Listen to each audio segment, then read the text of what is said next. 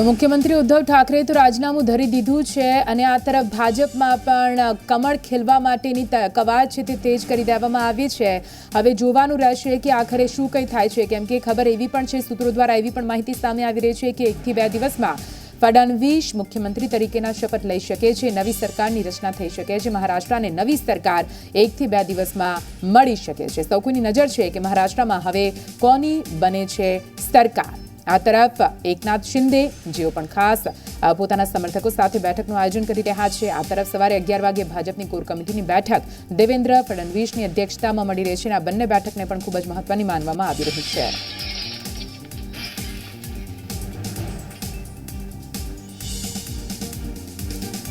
અને હાલ તો આપણી સાથે ચર્ચા કરવા માટે ગેસ્ટ પેનલ જોડાઈ ગઈ છે। આપણે વાત કરીશું કે આખરે મહારાષ્ટ્રમાં આગળ શું થઈ શકે છે, મહારાષ્ટ્રને ક્યારે મળશે નવી સરકાર અને અત્યારે હાલ જે રાજકીય સમીકરણો બદલાયા છે તે બદલાતા સમીકરણો વચ્ચે આગળનું ભવિષ્ય, રાજનીતિક ભવિષ્ય મહારાષ્ટ્રનું શું કંઈ લાગી રહ્યું છે। આપણે ચર્ચાને આગળ વધારીએ અને ગેસ્ટનો ઇન્ટ્રો કરાવી દઉં। ડોક્ટર જય શાહ રાજકીય વિશ્લેષક તરીકે આપણી સાથે જોડાઈ ગયા છે, એનસીપી નેતા રેશમા પટેલ પણ આપણી સાથે જોડાઈ ગયા છે અને વિજય પાટીલ મુંબईથી जुड़ाई गया है, तेओ पण राजकीय विश्लेषक तरीके अपनी साथ जुड़ा है। विजय, सबसे पहले आपके पास आना चाहेंगे, जिस तरह से 1 वीक से ज्यादा टाइम हो चुका है, राजनीति जिस तरह से सियासी हाई वोल्टेज ड्रामा हमने महाराष्ट्र में देखा है, कल रात को सीएम उद्धव ने रिजाइन कर दिया, उसके बाद अभी कमल खिलने की जो कवायद तेज कर दी गई है, क्या कुछ लग रहा है अभी आगे क्या होगा?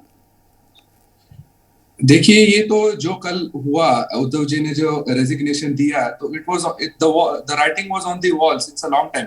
ये तो काफी समय से तय ही था, क्योंकि नंबर तो उनके पास नहीं थे। हाँ। आपके चैनल पे जब मैं 1 हफ्ते पहले आया था, 4-5 दिन पहले, तभी मैंने बोला था कि उनके पास नंबर नहीं है, उन्होंने नैतिक जिम्मेदारी समझ के रेजिग्नेशन दे देना चाहिए। लेकिन पॉलिटिकल कंपल्शंस होते हैं। शरद पवार जी ने उनको 2 बार मनाया कि आप रेजिग्नेशन ना दीजिए, हम थोड़ा सा जो नंबर्स हैं वो जुटा लेंगे। लेकिन जैसे जैसे शिंदे गठ के साथ अधिक नंबर मिलते गए, उनके साथ अधिक संख्या बढ़ती गई, वो ये तो तय ही था कि एक ना एक दिन उद्धव जी को रेजिग्नेशन देना है। लेकिन मेरा ये मानना है कि उद्धव जी ने जिस तरीके से कल फेसबुक लाइव के जरिए उन्होंने अपना रेजिग्नेशन दे दिया, अगर वो रेजिग्नेशन वो फ्लोर ऑफ द असेंबली पे देते तो उसका बहुत बड़ा राजकीय सिग्निफिकेंस होता, पॉलिटिकल सिंबोलिज्म होता। जैसे अटल बिहारी वाजपेयी ने 1998 में जब वो अपना वोट कॉन्फिडेंस वोट हारे थे, उससे पहले वो आए थे फ्लोर पे और उन्होंने काफी आइकॉनिक जो एक स्पीच दिया था, उसी तरह वो एक मौका था उद्धव जी को। लेकिन मुझे लगता है उद्धव जी ने वो मौका गवा दिया है। अभी बीजेपी को नंबर है, आज राज्यपाल से मिलेंगे, बाकी की जो फॉर्मेलिटीज है वो होगी और मुझे विश्वास है कि बहुत जल्द से जल्द भाजपा की सरकार बनेगी महाराष्ट्र में। બિલકુલથી ડોક્ટર જય શાહ આપની પાસે આવવા માંગીશ, કેમ કે લગભગ 2 અઠવાડિયાથી આ ઘટનાક્રમ જેના પર પૂરા દેશની નજર ટકેલી હતી કે આખરે શું કંઈ થાય છે અને આખરે જ્યારે ફ્લોર ટેસ્ટ એ સંખ્યાબળ જે દાવાઓ હતા તે સાબિત કરવાનો વારો આવે છે, ત્યારે હથિયાર હેઠા મૂકી દેવામાં આવે છે। સીએમ ઉદ્ધવ ઠાકરે રાજીનામું આપી દે છે। કઈ રીતે જોઈ રહ્યા છો? હવે સરકાર નવી ગમે તેની બને છે, પણ આ જે પાછળનો ઘટનાક્રમ રહ્યો છે તેને કઈ રીતે લઈ શકાય મહારાષ્ટ્રની રાજનીતિમાં? હું પાટીલજીની વાત સાથે સંમત છું। હું એ જ વાત કહેવા જઈ રહ્યો હતો કે 1998માં જે રીતે અટલ બિહારી વાજપેયીએ સમગ્ર દેશમાં લાઈવ પાર્લામેન્ટના સાથે જે કામ કર્યું ને, એવી જ વ્યૂહરચના ઉદ્ધવ ઠાકરે આજે ફ્લોર ટેસ્ટમાં બેસી લાગણીભર્યા પ્રવચનો કરી, હિન્દુત્વથી કેમ હટવું પડ્યું, શું કમ્પલ્ઝન હતું, ભાજપ સાથેથી કેમ છૂટા પડ્યા, આ બધી જ વ્યૂહરચનાઓ સાથેના બધા પત્તા ખોલી અને પછી રાજીનામું આપવાનું હતું, તો કદાચ એના રાજકીય સમીકરણો, રાજકીય પરમ્યુટેશન, કોમ્બિનેશન બહુ અલગ હોત, પરંતુ ઉદ્ધવ એવું ન કરી શક્યા। હવે એ કેમ ન કરી શક્યા એની પાછળનું કારણ તો ઉદ્ધવજી જાણે, પરંતુ જે પાછલા દિવસોમાં જે ઘટનાક્રમ ચાલ્યો, એ ઘટનાક્રમમાં જો આપણે ઇતિહાસમાં જઈએ ને, તો આમ જોવા જઈએ તો 1980 સુધી શિવસેના કોંગ્રેસને ટેકો આપતી આવી હતી, બાલાસાહેબ ઠાકરે હતા ત્યારે। સૌથી પહેલું ગઠબંધન 1989માં 33 વર્ષ પહેલાં થયું। એ વખતે ભારતીય જનતા પાર્ટીના સિમ્બોલ પર શિવસેનાના 2 નેતા મનોહર જોશી અને વત્તા 1-2 નેતાઓ ભાજપના સિમ્બોલ પર ચૂંટણી લડ્યા અને બંને બેઠકો એ વખતે હારી ગયા હતા। હવે એકચ્યુઅલી મૂળ ભાજપ ને શિવસેના વચ્ચે સંગઠન થવાનું કારણ પ્રમોદ મહાજન હતું। ત્યાર પછી 1990ની વિધાનસભાની ચૂંટણી બંને લડ્યા, એમાં શિવસેનાને 52 બેઠકો મળી અને ભાજપને 42 મળી। હવે એ સમયે શિવસેના મોટાભાઈની ભૂમિકામાં રહી અને હંમેશા શિવસેના મોટાભાઈની ભૂમિકામાં હંમેશા રહી છે અને ભાજપ નાનાભાઈની ભૂમિકામાં રહી શરૂઆતના વર્ષો. હું પછી લેટર ઓન આવું છું ઐતિહાસિક તો 1990ની ચૂંટણીમાં 183 બેઠકો પર શિવસેના લડી અને ભાજપ માત્ર 104 બેઠકો પર લડી. 104 પર લડીને ભાજપ 42 જીત્યું ને 183 પર લડીને શિવસેના 52 જીત્યું અને વિરોધ પક્ષના નેતા તરીકે મનોહર જોશી બેઠા કારણ કે શિવસેના પાસે બેઠકો વધારે હતી. 1995માં પહેલીવાર બંનેની સંયુક્ત સરકાર બની કારણ કે શિવસેના 73 બેઠકો જીતી, ભાજપ 65 જીતી. રામ જન્મભૂમિના આંદોલનની લહેર હતી, એ બધાની જે અસર હતી, બાલાસાહેબ ઠાકરે ત્યારે હતા, હિન્દુત્વનું એક મોજું વહેતું હતું અને ભારતીય જનતા પાર્ટી અને શિવસેનાની સંયુક્ત સરકાર બની અને મોટી વધારે બેઠકો શિવસેના પાસે હોવાથી શિવસેનાના મુખ્યમંત્રી બન્યા, મનોહર જોશી સીએમ બન્યા અને ભારતીય જનતા પાર્ટીના ડેપ્યુટી સીએમ બન્યા. હવે પછી આ જ ફોર્મ્યુલા 1999માં વિવાદનું કારણ બની.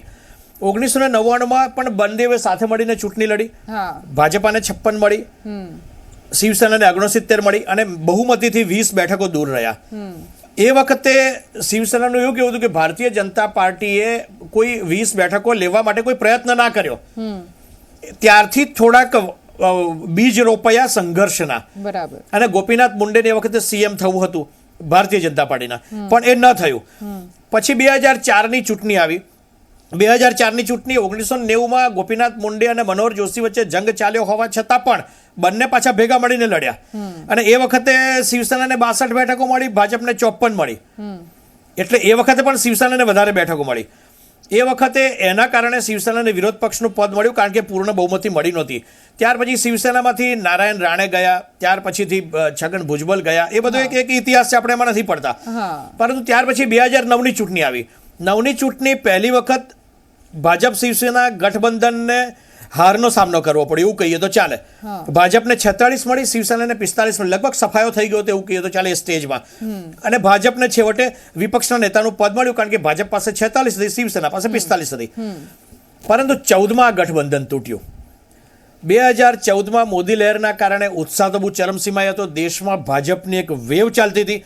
એ વખતે ભારતીય જનતા પાર્ટીએ શિવસેના કરતા અમને વધારે બેઠકો મળવી જોઈએ, લડવા માટે એવી માંગણી કરી અને એ ગઠબંધન થયું નહીં અને બંને જણા ભાજપ વચ્ચે ખૂબ જ લાંબા સમયનું નાના મોટા ભાઈની એક ભૂમિકા હતી. પરંતુ એ ભૂમિકામાંથી કઈ રીતે આ બંને ભાઈઓ વચ્ચે ઝઘડા થયા અને કઈ રીતે અત્યારની જે સિચ્યુએશન છે ત્યાં પહોંચી છે આ બંને પાર્ટીઓ એ આપણી સામે છે. રેશમા, આપની પાસે હું આવવા માંગીશ અને અત્યારે હાલ હવે જે પ્રકારની પરિસ્થિતિ મહારાષ્ટ્રમાં છે, મહારાષ્ટ્રમાં જે પણ એમવીએસ સરકાર હતી, હવે સીએમ ઉદ્ધવ ઠાકરે રાજીનામું ધરી દીધું છે. એનસીપીની શું સ્ટ્રેટેજી છે? જો એનસીપી હંમેશા જનતા માટે કામ કરતી આવી છે અને કરતા રહેશું. માનનીય શરદ પવારજીએ તો બહુ પહેલા જ કીધેલું છે કે સત્તામાં બેઠા છીએ, અમારી ફરજ છે જનતા માટે નિભાવીશું ને કદાચ વિરોધ પક્ષમાં બેસવાનો વારો આવશે તો વિરોધ પક્ષમાં બેસવામાં પણ અમને જરા પણ રંજ નથી.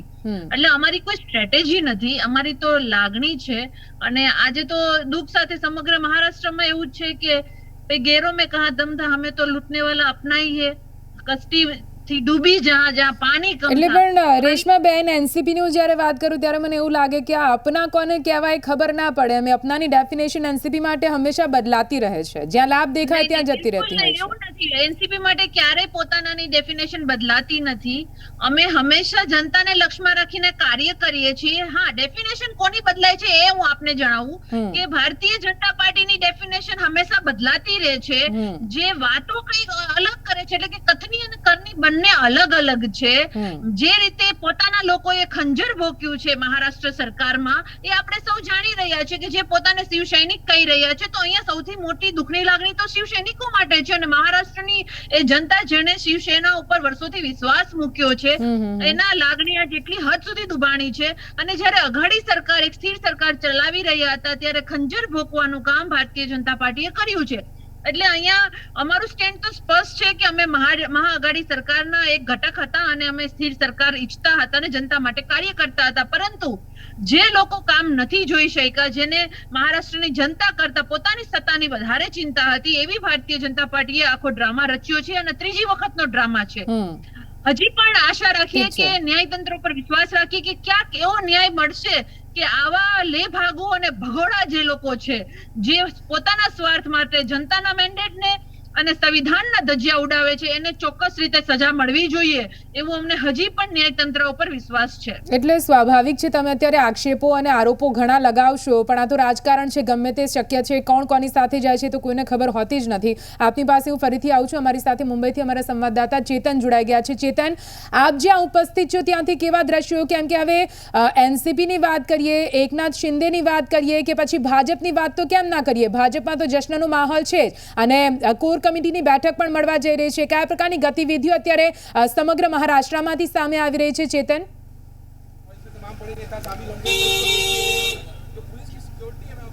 જી બિલકુલ, શિવસેનાના સેનાપતિ કહી શકાય તેવા ઉદ્ધવ ઠાકરેએ જે રીતે રાજીનામું આપ્યું છે ત્યારબાદ ભાજપમાં ખુશીની લહેર જોવા મળી રહી છે. આપ જોઈ શકો છો દેવેન્દ્ર ફડણવીસના બંગલોની બહારના સીધા દ્રશ્ય છે જ્યાં ભાજપના જે કાર્યકરો છે તે ગુલદસ્તો લઈને અહીં આવી પહોંચ્યા છે.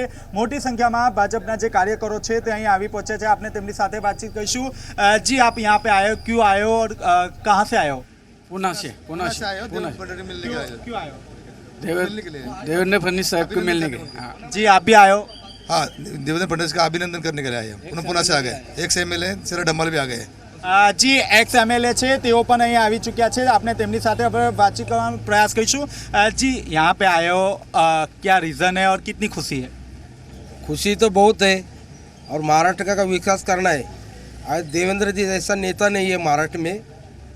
मेरे 19 साल से मैं काम करता था ये सामाजिक जीवन में. मेरे को जितना उन्होंने मार्गदर्शन किया है ऐसा काम करने वाला नेता मैंने अभी तक देखा नहीं. इसलिए उनको ही चीफ मिनिस्टर बनाना होगा.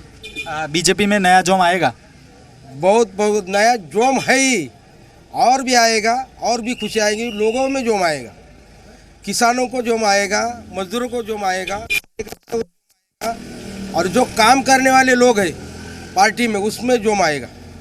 शिवसेना के एकनाथ शिंदे भी अभी डेप्यूटी सीएम के नाम में चल रहे हैं, तो उनके बारे में क्या कहोगे? वो तो हमारे एक साथी थे.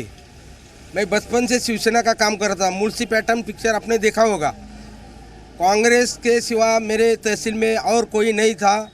मैं अकेला ही शिवसेना का. और मेरा एक फ्रेंड था वो अभी गुजर गया, दत्तात्रेय सुरवे करके.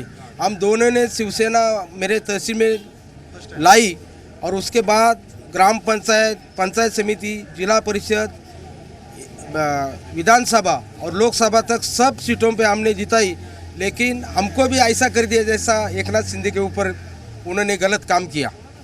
જી આપણે જે રીતે જોયું તે રીતે જે ભાજપના જે કાર્યકરો છે તેમાં ખુશીની લહેર જોવા મળી રહી છે. આપ જોઈ શકો છો એક પછી એક ભાજપના જે નેતાઓ છે તે દેવેન્દ્ર ફડણવીસના જે ઘર છે તે ઘર નિવાસસ્થાને આવી રહ્યા છે. આપ જોઈ શકો છો મોટી સંખ્યામાં જે કાર્યકરો છે તે કાર્યકરો એક પછી એક આવી રહ્યા છે. ત્યારે પોલીસનો પણ અહીં ચાપતો બંદોબસ્ત ગોઠવી દેવામાં આવ્યો છે. આપ જોઈ શકો છો અહીં પોલીસનો ચાપતો બંદોબસ્ત ગોઠવી દેવામાં આવ્યો છે. ત્યારે બીજી તરફ જો જોવા જઈએ તો સવારે 11 વાગ્યાના અરસામાં એકનાથ શિંદે ગોવાથી મુંબઈ એરપોર્ટ પહોંચશે અને ત્યારબાદ દેવેન્દ્ર ફડણવીસના જે નિવાસસ્થાન છે ત્યાં મહત્વની બેઠકનું પણ આયોજન હાથ ધરવામાં આવ્યું છે જેમાં આગળની રણનીતિ તૈયાર કરવામાં આવશે. ત્યારબાદ ખાસ કરીને દેવેન્દ્ર ફડણવીસ અને એકનાથ શિંદે ફરીથી રાજભવન ખાતે જશે. ત્યાં રાજ્યપાલે પોતાની સરકાર રચવાનો દાવો રજૂ કરવામાં આવશે અને આવતીકાલે રથયાત્રા છે ત્યારે 12/39નું જે મુહૂર્ત છે તે શુભ માનવામાં આવી રહ્યું છે અને આવતીકાલે આ બંને જે સીએમ અને ડેપ્યુટી સીએમ છે તે પોતે શપથ ગ્રહણ કરી શકે છે. આ ઉપરાંત જો મંત્રીમંડળની જો વાત કરીએ તો જે ફ્લોર ટેસ્ટ છે તે ફ્લોર ટેસ્ટ પહેલાં પાસ કરવામાં આવશે અને ત્યારબાદ મંત્રીપદ કોને આપવું તે અંગે પણ નિર્ણય લેવામાં આવશે. તો મહારાષ્ટ્રની આપણે વાત કરી રહ્યા છીએ. મહારાષ્ટ્રની રાજનીતિ છેલ્લા 2 અઠવાડિયામાં એક રીતે રાજકારણનું સેન્ટર બનીને રહી હતી. જો કે ગઈકાલે રાત્રે ઉદ્ધવ ઠાકરે રાજીનામું ધર્યું અને તે બાદના સમીકરણો હવે બદલાયા છે. આ બધાની વચ્ચે મોટા સમાચાર પણ સામે આવી રહ્યા છે કે ગોવામાં બાગી ધારાસભ્યો સાથે એકનાથ શિંદે બેઠક કરશે. એકનાથ શિંદે જે ગુવાહાટીથી ગોવા આવી ચૂક્યા છે અને હવે મુંબઈ તેઓ પરત આવશે, પરંતુ તે પહેલા ગોવામાં આ ખાસ બેઠકનું આયોજન કરવામાં આવ્યું છે. થોડી જ વારમાં એકનાથ શિંદેની આ મહત્વની બેઠક. ઉદ્ધવના રાજીનામા બાદ આગળની રણનીતિ શું રહેશે તેના પર ચર્ચા કરવામાં આવશે.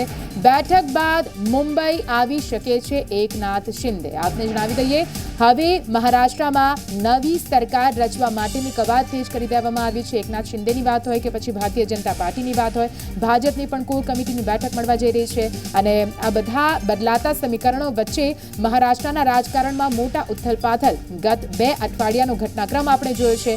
આવતીકાલે હવે નવી સરકાર બની શકે છે તેવી સૂત્રો દ્વારા પણ માહિતી સામે આવી રહી છે.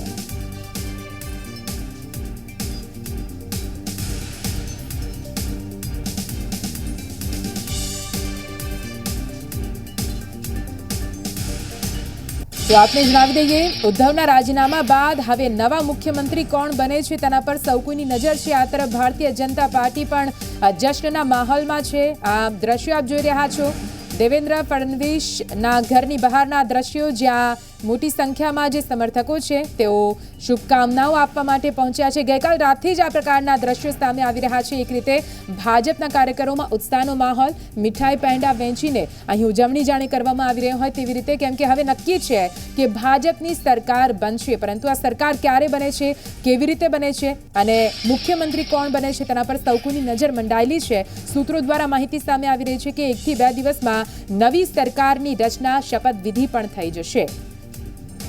આ બધાની વચ્ચે સંજય રાઉત, જે પહેલેથી આક્રમક રહ્યા છે, પોતાના આક્રમક તેવર આજે પણ તેમણે બતાવ્યા. તેમણે આક્રમક તેવર બતાવતા કહ્યું છે કે અમને તો પોતાના જ દગો આપ્યો છે. અને હવે ચર્ચાને આગળ વધારીએ. આપણી સાથે ગેસ્ટ પેનલ જોડાયેલી છે. આપણી સાથે ડોક્ટર કિંજલ દેસાઈ, રાજકીય વિશ્લેષક તરીકે જોડાઈ ગયા છે. આપનું સ્વાગત છે ઝી 24 કલાકમાં. આપની સાથે ડોક્ટર જયેશ શાહ પણ જોડાયેલા છે, રાજકીય વિશ્લેષક. રેશમા પટેલ, એનસીપી નેતા પણ આપણી સાથે જોડાયા છે. અને વિજય પાટીલ, રાજકીય વિશ્લેષક છે, તેઓ પણ મુંબઈથી આપણી સાથે સતત જોડાયેલા છે. એક રીતે કિંજલબેન, અન્યોની તો પ્રતિક્રિયા મેં લઈ લીધી છે, આપની લેવાની બાકી છે.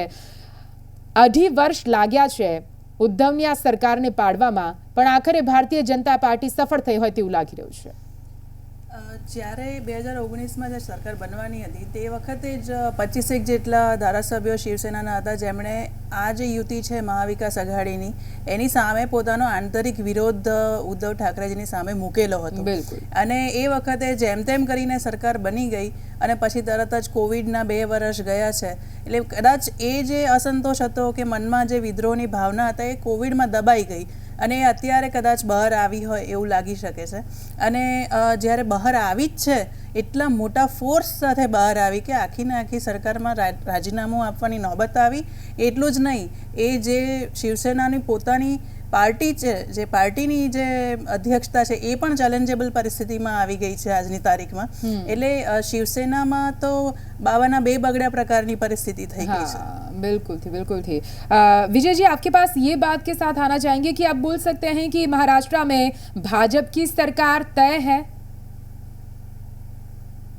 बिल्कुल तय है, क्योंकि अभी तो मियर फॉर्मेलिटी रह गई है. आज मेरे सूत्रों के मुताबिक आज गवर्नर जी से मुलाकात होगी, भाजपा की पहले बैठक होगी, बैठक के बाद गवर्नर जी के पास साथ मुलाकात होगी, उनको ऑफिशियल लेटर दिया जाएगा और आगे जो भी ऑफिशियल प्रोसीडिंग्स है वो होगी. लेकिन अगर आप मुझे परमिशन देंगे तो मैं जो एनसीपी के जो मैडम है, उन्होंने जो मुद्दे रखे उसका रिवर्टल देना चाहूंगा. उन्होंने कहा कि जो एनसीपी की जो रणनीति है वो हमेशा पॉलिटिकल स्टैंड जो है वो हमेशा लोगों के साथ रहा है और विश्वासघात हुआ है ये सरकार के साथ. लेकिन मैं उनको याद दिलाना चाहूंगा कि उनके जो नेता है शरद पवार जी, 1978 में उन्होंने उनके ही खुद के राजकीय गुरु वसंतदादा पाटिल को, उनका जो सरकार थी वो गिरा के खुद मुख्यमंत्री हो गए थे और उनकी सरकार फिर 1980 में इंदिरा जी के आने के बाद बर्खास्त हुई थी.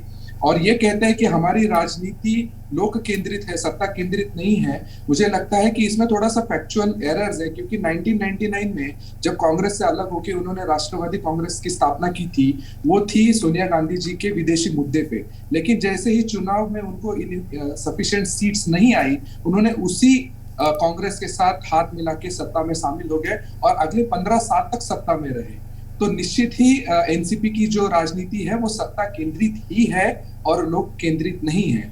और दूसरी बात, संजय राउत जी ने जो कहा, जो कह रहे हैं और काफी दिनों से कह भी रहे हैं, उस मामले में आज तहसीन पूनावाला जो कांग्रेस के एक सीनियर लीडर है, उन्होंने कहा कि संजय राउत जी अगर चुप रहते थे और चुप रहेंगे तो वो ये जो महाविकास आघाड़ी उसके लिए अच्छा रहे.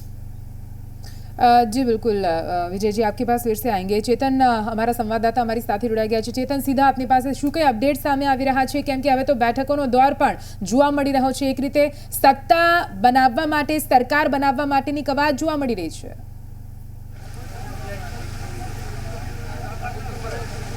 જી બિલકુલ, દેવેન્દ્ર ફડણવીસના જે નિવાસસ્થાનના જે બહારના જે દ્રશ્યો છે તે હું આપને બતાવવાનો પ્રયાસ કરીશ. અહીંયા છે તમામ જે ભાજપના જે કાર્યકરો છે, એક્સ MLA છે, તે તેમના નિવાસસ્થાનની બહાર આ રીતે ઊભા છે. આ ઉપરાંત કેટલાક જે ઉચ્ચ જે નેતાઓ છે તે પણ દેવેન્દ્ર ફડણવીસના જે નિવાસસ્થાન છે તેની અંદર જઈ ચૂક્યા છે.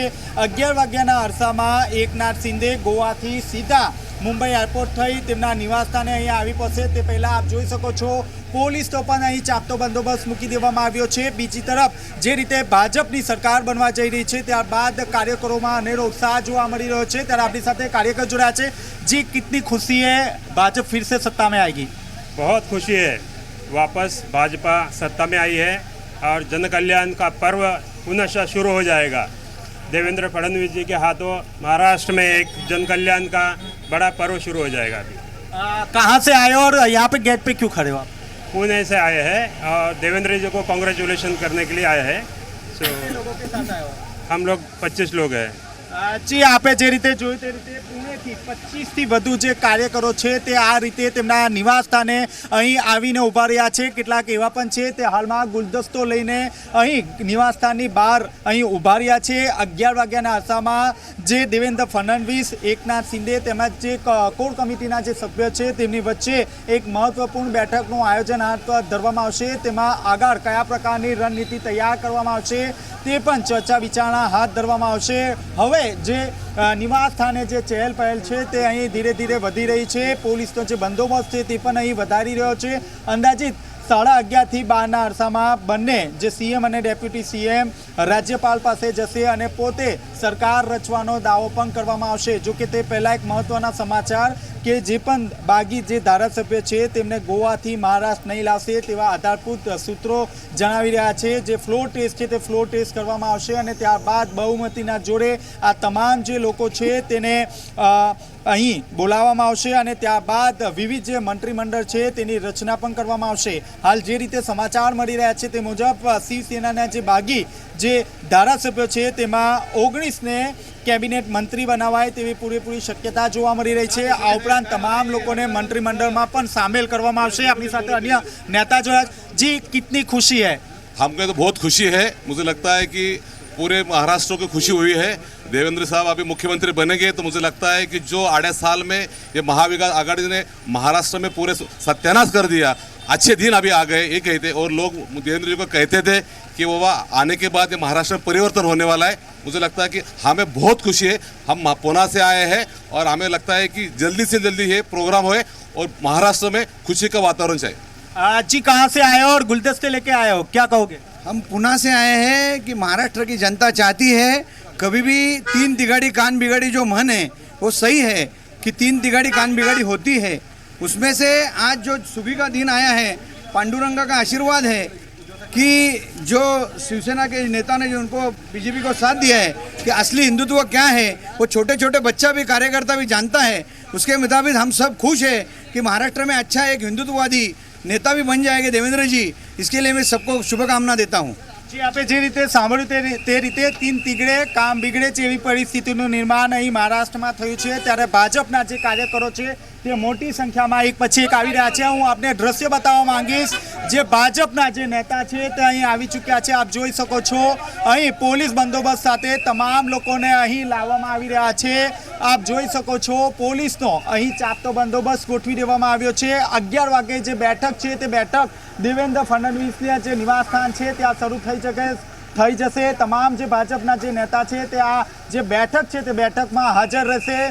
તે પહેલાં આપ જોઈ શકો છો એકનાથ શિંદે પણ અહીં જે નિવાસસ્થાન છે તે નિવાસસ્થાને આવશે અને ત્યાં તમામ પ્રકારની જે રણનીતિ છે તે રણનીતિ પણ ઘડવામાં આવશે. હાલ તમામ જે ભાજપના જે નેતાઓ છે જેઓ ગુલદસ્તો લઈને પૂણાથી અહીં આવી ચૂક્યા છે તેમને 1 બાય 1 અંદર પ્રવેશ આપવામાં આવશે અને 11 વાગ્યે મીટિંગ બાદ આ તમામ જે લોકો છે તે રાજભવન ખાતે રવાના થશે અને પોતે જે સત્તા છે તે સત્તા માટે પોતે દાવો પણ કરશે અને ત્યારબાદ આવતીકાલે 12/39ના રોજ CM અને ડેપ્યુટી CM માટે શપથવિધિ પણ કાર્યક્રમ હાથ ધરવામાં આવશે. જો કે મહત્વની વાત છે કે ફ્લોર ટેસ્ટ થયા બાદ જ તમામ જે ધારાસભ્યો છે તે ધારાસભ્યોને અહીં લાવવામાં આવશે અને ત્યારબાદ મંત્રીમંડળની રચના કરવામાં આવશે.